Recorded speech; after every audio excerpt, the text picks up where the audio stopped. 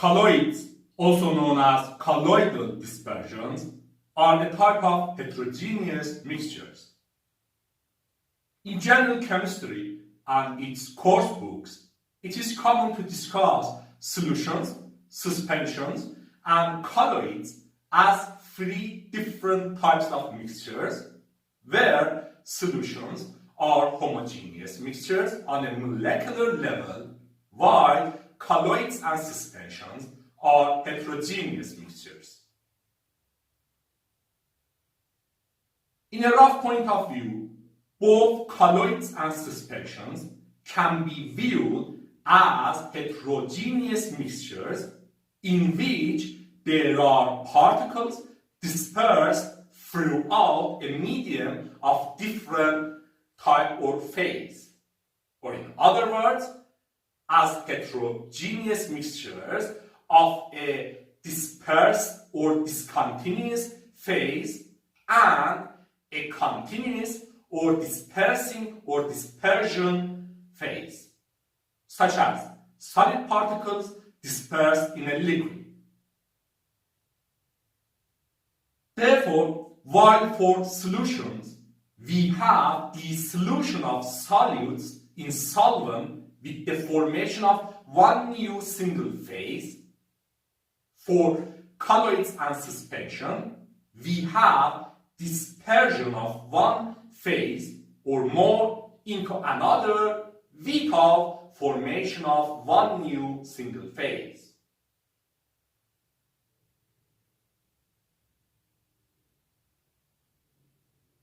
Colloids and suspensions differ with each other in their general characteristics, mainly due to differences in sizes of their dispersed particles. While in colloids, particles dispersed in a medium have, at least in one direction, a dimension roughly between 1 nanometer and 1 micrometer. In suspensions, dispersed particles are generally larger than 1 micrometer.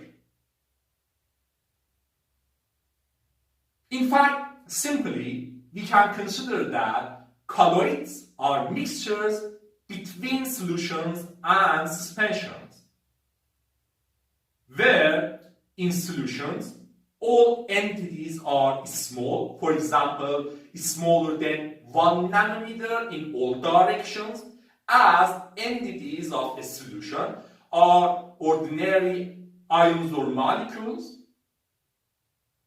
while in colloids there are entities in the form of very large molecules, that is macromolecules or polymer molecules, or aggregates of ordinary molecular entities with sizes roughly between 1 nanometer and 1 micrometer. And in the case of suspensions, comparatively, there are super large entities, larger than 1 micrometer.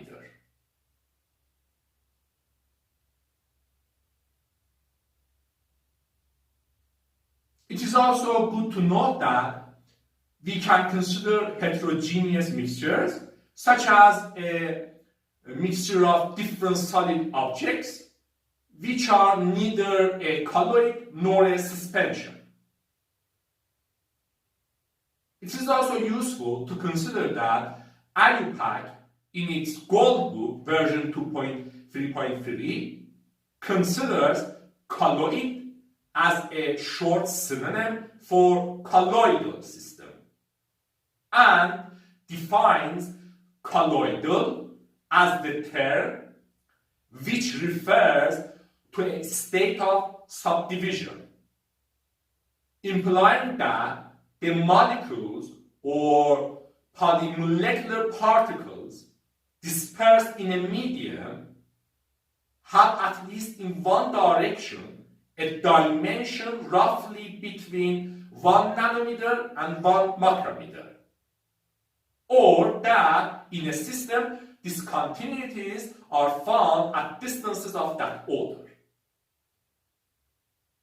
Also, Aggregation defines colloidal dispersion as a system in which particles of colloidal size of any nature, e.g. solid, liquid or gas, are dispersed in a continuous phase of different composition or state, where the name dispersed phase for the particles should be used only if they have essentially the properties of a bulk phase of the same composition.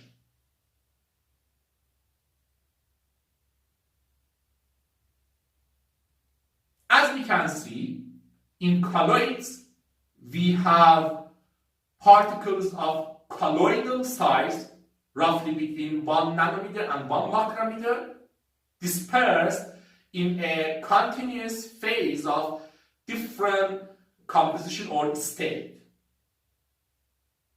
For physical states of the dispersed particles and dispersion medium, we can consider different possibilities, solid, liquid, and gas, where we cannot consider simultaneously gaseous state for both dispersed particles and dispersion medium, as gases completely mix together on a molecular level to form homogeneous mixtures or solutions. Omitting simultaneous gaseous state for both dispersed particles and dispersion medium, we will have 8 different possibilities for physical states of dispersed particles and dispersion medium in colloids. Or in other words, based on physical states, we have 8 types of colloids as follows. Liquid dispersed particles or droplets in gaseous dispersing medium, such as fog, mist, clouds, steam, having colloidal sized water droplets suspended in air. Solid dispersed particles in gaseous dispersing media, such as fog or clouds, having colloidal sized ice crystals suspended in air.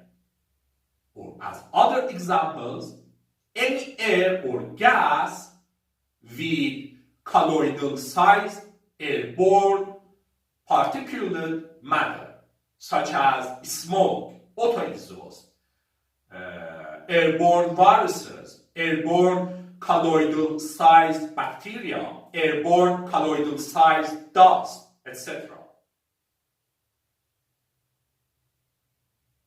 Gaseous dispersed particles or bubbles in liquid dispersing medium, such as colloid-like soap or detergent suds, or beer or foam on beer. Liquid dispersed particles or droplets in liquid dispersing medium, such as colloidal sized oil droplets in liquid water or aqueous solutions, as we have in milk and mayonnaise. Solid dispersed particles in liquid dispersion medium, such as clay particles in liquid water or aqueous solutions, as we have in rivers and streams. Gaseous dispersed particles in solid dispersion medium, such as colloid-like pumice or styrofoam. Liquid dispersed particles or droplets in solid dispersion medium, such as liquid water droplets in solid fat as we have in bottom. Solid dispersed particles in solid dispersion media, such as gold ruby glass, also known as cranberry glass, obtaining its red color from colloidal solid gold chloride dispersed in glass. As we can see, there are different possibilities for physical states of dispersed particles and dispersion media in colloids. In this regard, for some of such possibilities, we have specific terms such as sol, aerosol, emulsion, which can be found in glossary of terms such as IUPAC's Gold Book.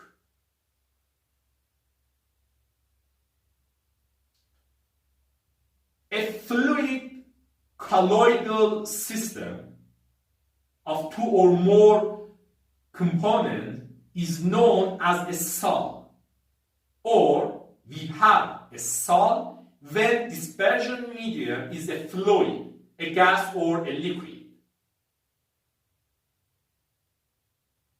For a gaseous colloidal system, we have the more specific term aerosol, or in other words, an aerosol is a sol in which dispersed phase is a solid, a liquid, or a mixture of both, and the continuous phase is a gas, usually air.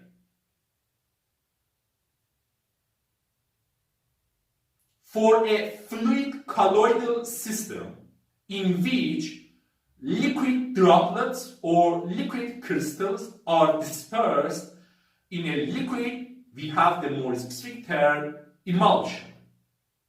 Or in other words, an emulsion is a sol in which both dispersed and dispersion phases are liquid.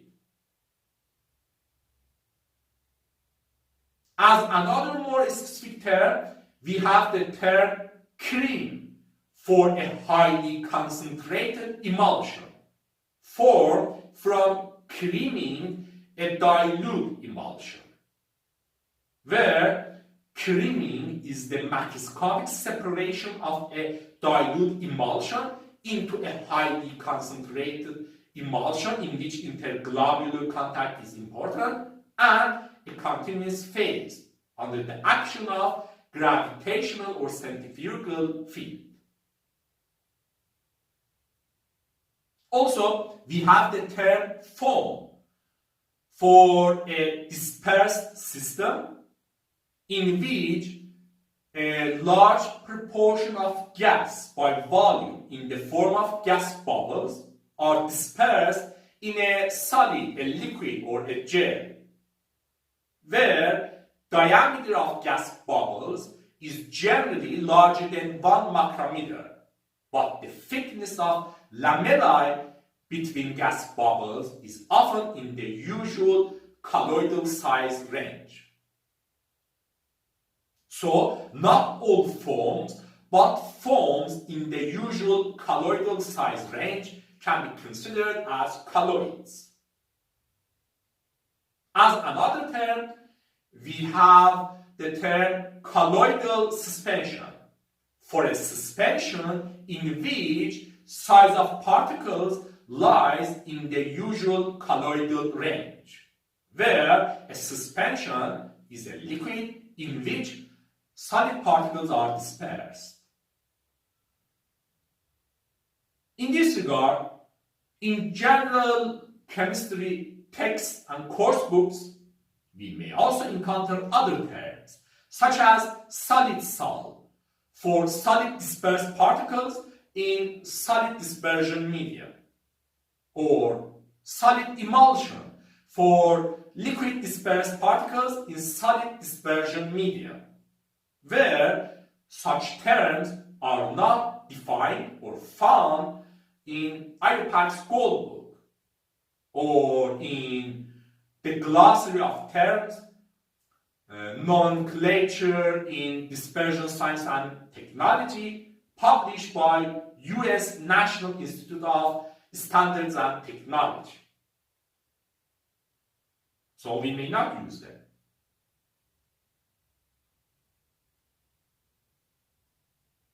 In addition to consideration of different possibilities for physical states of dispersed particles and dispersion media, we should also consider that there are characteristics and phenomena which are specific to or well observed in colloids.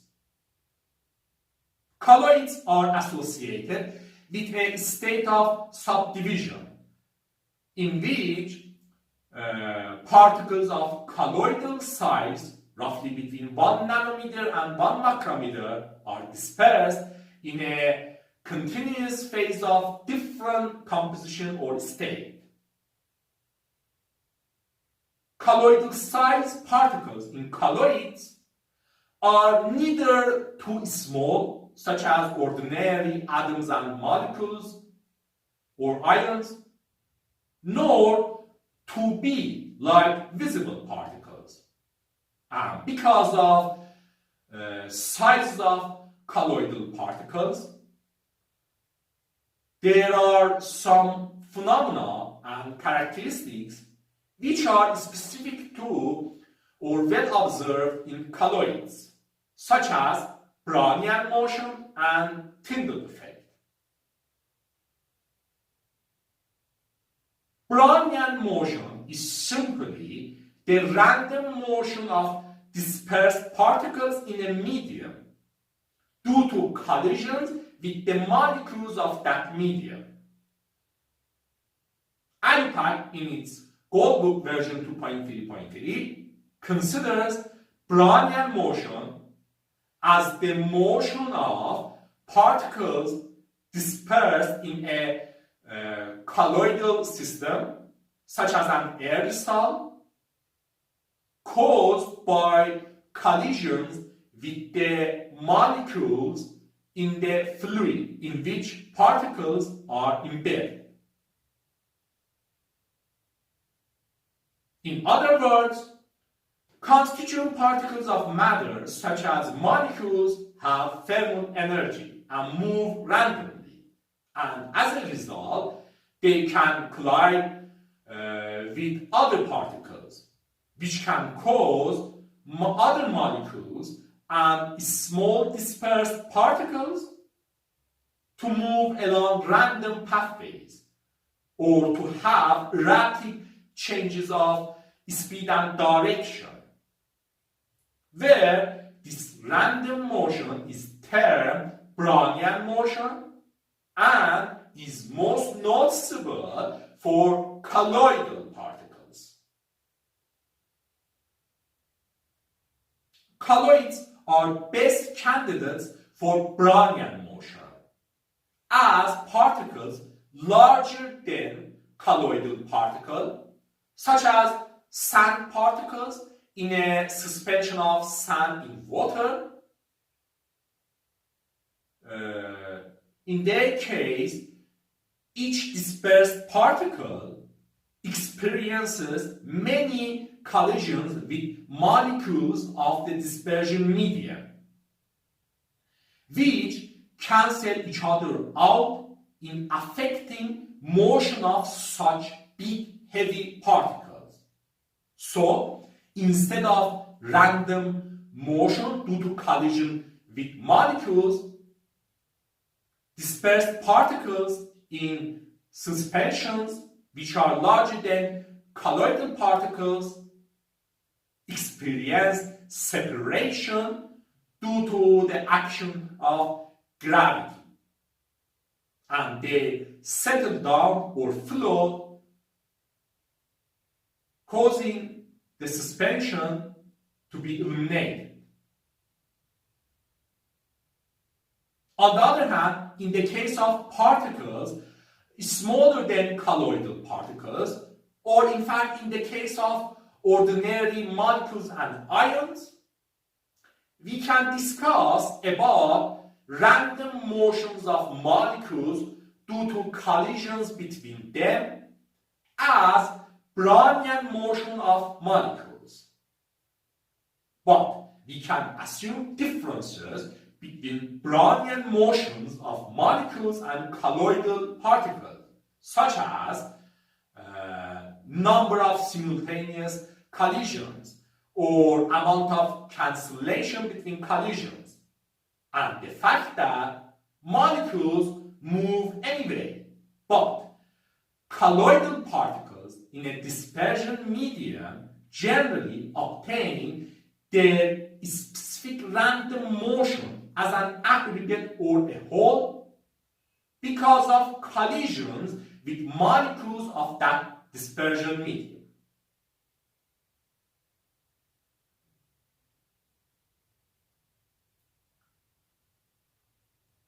Brownian motion is named after the Scottish botanist John Brown, who observed and described Brownian motion of pollen particles immersed in water by using a microscope in 1827. Later, in 1905, Albert Einstein, as one of his first major scientific contributions, explained Brownian motion theoretically, where, after explanation of Brownian motion by Einstein and further works by the French physicist Jean-Baptiste Perrin,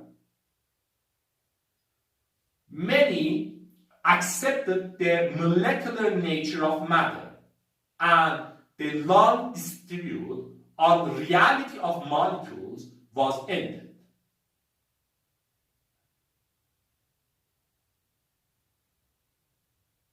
Another famous characteristic of colloids is Tyndall effect, named after the Irish physicist John Tyndall, a pioneer in the field.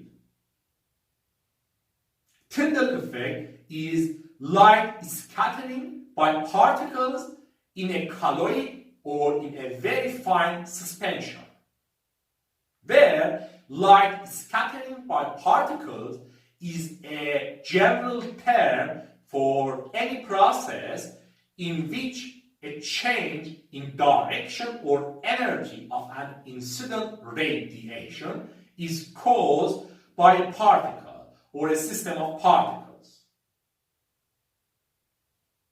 In other words, colloidal particles in colloids can interact with and can cause change in beams of light passing through a colloid, and in this way they can affect and change optical properties of colloids, where such phenomena are generally referred to as Tyndall effect. It is generally considered that because of Tyndall effect, colloids might be translucent, and beam of light passing through a colloid might become broader and visible in any direction, while in comparison, solutions which have no Tyndall effect are transparent, and one cannot see the path of a beam of light passing through a solution from the side or in perpendicular direction. Also, because of differences in light scattering by particles for different wavelengths of light, there can be effects such as making the passing beam of sunlight more bluish from the side. It is also good to note that while it is common to refer to light scattering by particles in colloids as Tyndall effect, such phenomena might better be analyzed by more specific, better defined scientific terms such as Rayleigh scattering and mean scattering.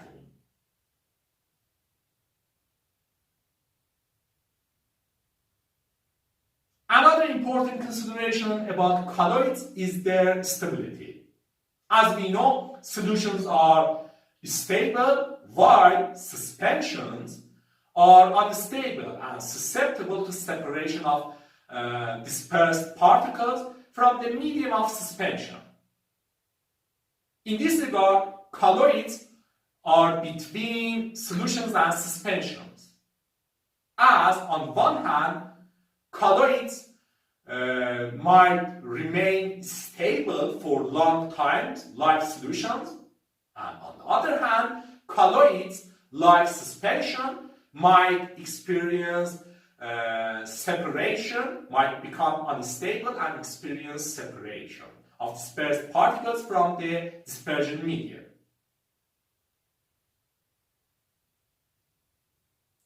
Colloidal particles in colloids, due to collisions with molecules of the dispersion medium, can have random motions and can remain dispersed in the dispersion medium, overcoming the tendency to separate because of the action of gravity and difference between densities of dispersed particles and dispersion medium.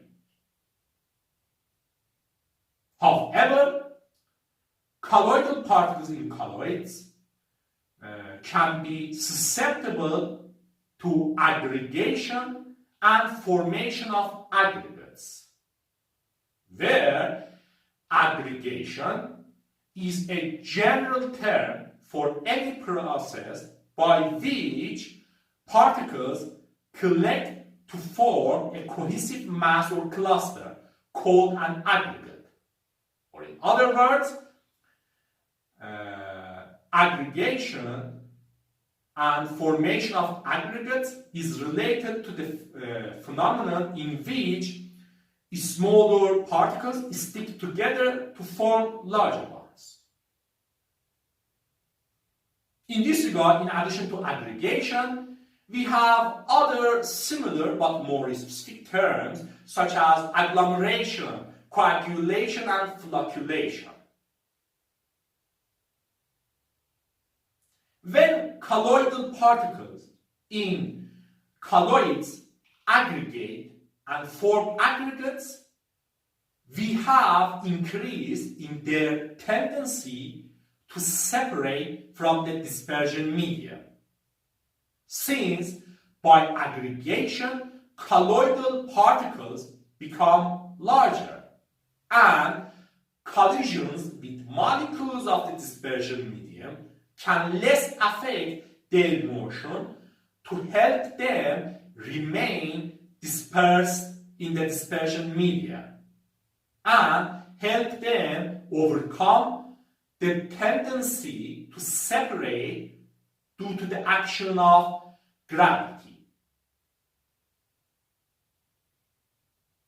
As we can see, aggregation of colloidal particles makes colloids unstable. Or in other words, we have colloidal stability when colloidal particles do not aggregate at a significant rate.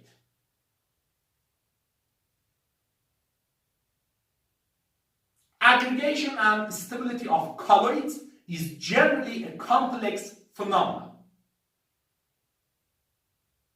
A common method for stabilization of colloids and prevention of their aggregation is electrostatic stabilization, in which mutual repulsion of light electrical charges surrounding each colloidal particle prevents aggregation. In other words, colloidal particles might be electrically charged due to ionic groups on their surface, or they might be neutral but attract ions of the dispersion medium to be surrounded by islands of light electrical charges. And in either way, mutual repulsion between light electrical charges will inhibit aggregation of colloidal particles and therefore will make colloids stable, where this is referred to as electrostatic stabilization.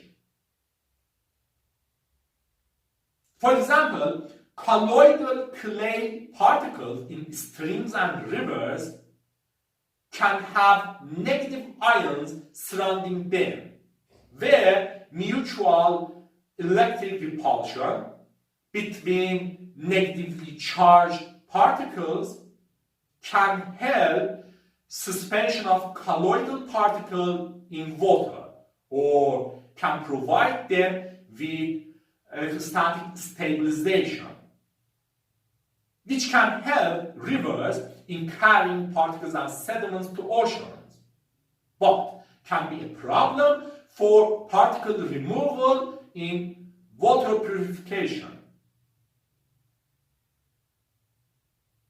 Such stabilization of colloids can be affected by different factors. For example, electrostatic stabilization of colloids might be affected or eliminated by addition of ions, salts, or electrolytes, which can neutralize light electric charges surrounding colloidal particles. For instance, in water purification, addition of salts such as aluminum sulfate or iron-free chloride can be useful in particle removal by elimination of electrostatic stabilization of colloidal clay particles and enhancement of their aggregation. As another example, mixing of rivers' fresh water with salty ocean water on entrance of rivers to oceans, due to a similar reason, might affect the deposition of particles and sediments carried by rivers, and therefore can affect formation of river deltas.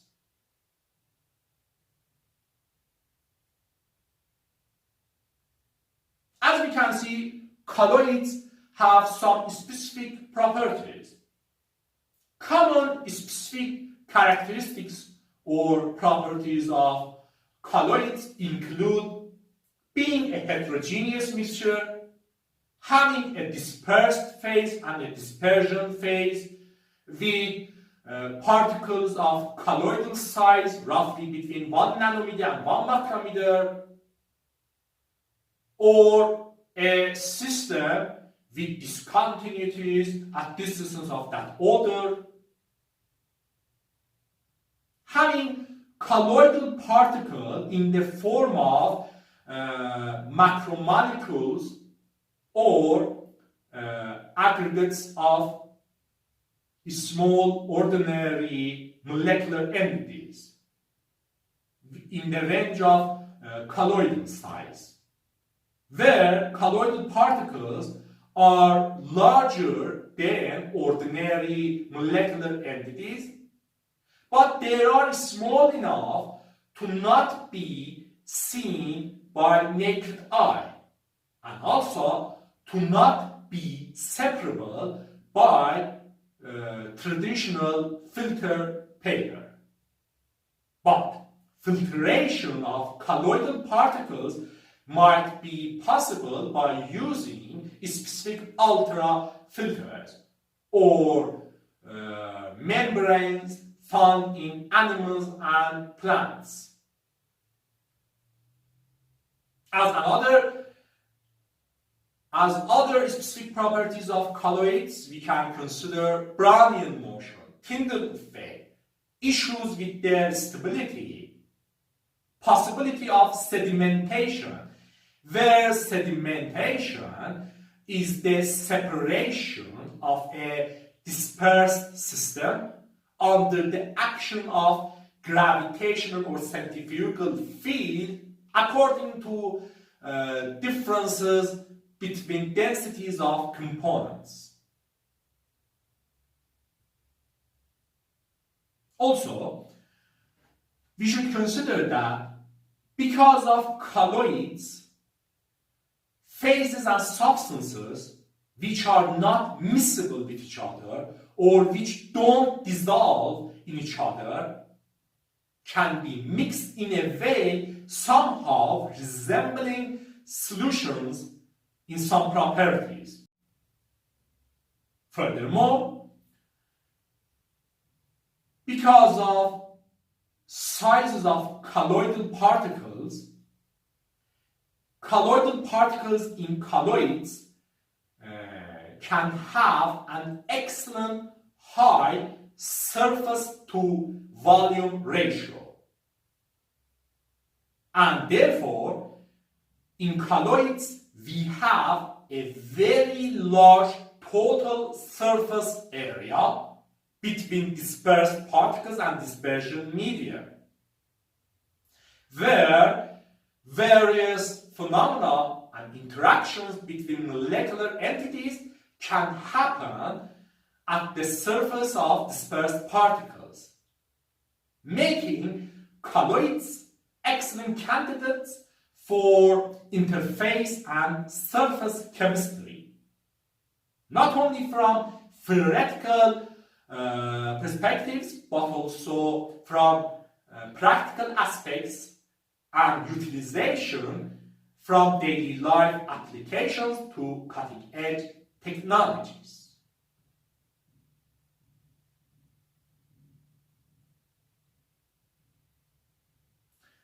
Considering such characteristics of colloids, no wonder how colloids are important around us and might play important roles in many natural phenomena and also be crucial for industry, technology and daily life applications.